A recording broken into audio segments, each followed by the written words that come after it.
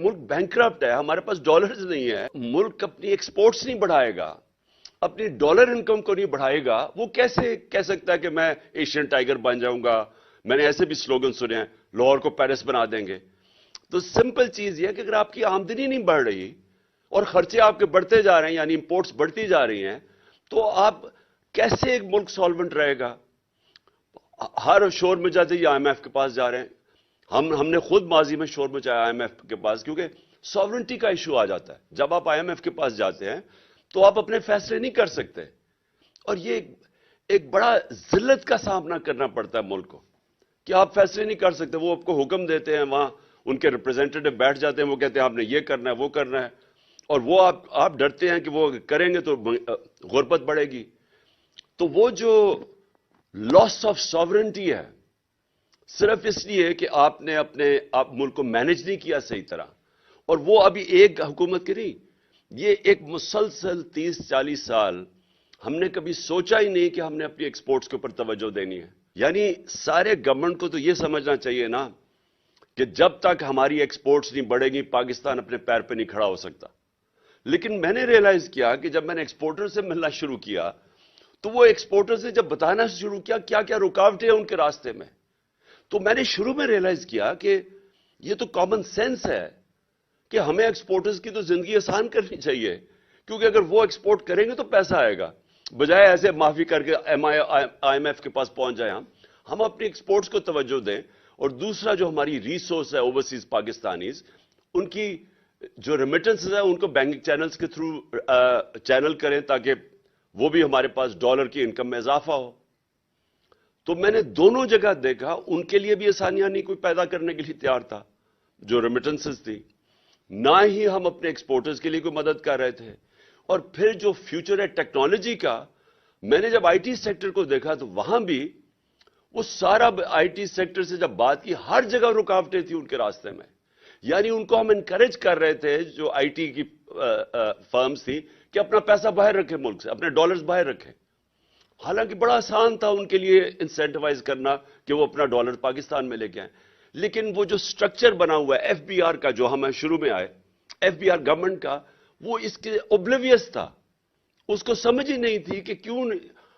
यानी एक मुल्क बैंकरप्ट है, हमारे पास डॉलर्स नहीं है, लेकिन जो डॉलर जिन्होंने इनकम प्रोड्यूस करनी है उनके लिए कोई इंसेंटिव्स ही नहीं थे, और बल्कि रुकावटें थी। और फिर हर जगह पे जाके रेड टेप थी, हर जगह जाके वो फंस जाते थे। तो सबसे बड़ी बात यह कि इससे कभी किसी ने प्रायोरिटाइज किया ही नहीं। नून लीग जो कहते हैं हम बड़ा जबरदस्त पाकिस्तान छोड़ के गए हैं, एक तो पाकिस्तान की तारीख का आपने मेंशन किया, सबसे बड़ा करंट अकाउंट डेफिसिट छोड़ के गए। जबकि तेल की कीमतें आप उठा के देखें, इनके दौर में इनको तो बोनांजा मिल गया था। हमारे दौर में तेल की कीमतें देखें तो इनको तो तेल बड़ा कम कीमत पे मिल रहा था, उसके बावजूद सबसे बड़ा करंट अकाउंट डेफिसिट छोड़ गए। मेन हमें तो प्रॉब्लम्स आया जो हमारे दौर में, वो जब कमोडिटी सुपर साइकिल आया और तेल की कीमतें ऊपर गई, तो हमारा तो करंट अकाउंट उधर इफेक्ट हुआ। ऊपर से हमें कोरोना का पड़ गया, हमें कोविड $3 अरब की कोविड वैक्सीन खरीदनी पड़ी, ये अनयूजुअल कॉस्ट है, तो हमें तो वो इफेक्ट हुआ। तो इनको क्या प्रॉब्लम था? तो इन्होंने सबसे बड़ा करंट अकाउंट डेफिसिट, एक्सपोर्ट्स बढ़ी नहीं इनके 5 साल के अंदर, तो ये इकोनॉमी कैसे ठीक करके चले गए? आप करंट अकाउंट भी सबसे बड़ा छोड़ जाएं, एक्सपोर्ट्स बढ़ाए ना, तो वो कैसे गवर्नमेंट कह सकती है कि हमारी परफॉर्मेंस अच्छी है? वो हमें मुल्क मिला, और मैं सिर्फ ये रिपीट करना चाहता हूं क्योंकि बार बार हमें कहा गया कि जनाब आप फेल हो गए हैं। इस तरह का मीडिया प्रोपेगेंडा हमने फेस किया। मैं आपको यकीन दिलाता हूं कि इतना प्रेशर मीडिया ने हमारे ऊपर डाला। एक तरह आज कह रहे हैं ना जी, नेशनल सिक्योरिटी काउंसिल की मीटिंग हुई तो उन्होंने कहा जी कि इकोनॉमी में और हमें सारों को कंसेंसस डेवलप करना चाहिए, और उन्होंने बाय द वे बड़ी इंटरेस्टिंग बात की कि डॉलर्स मुल्क से बाहर जा रहे हैं वो रोकने चाहिए।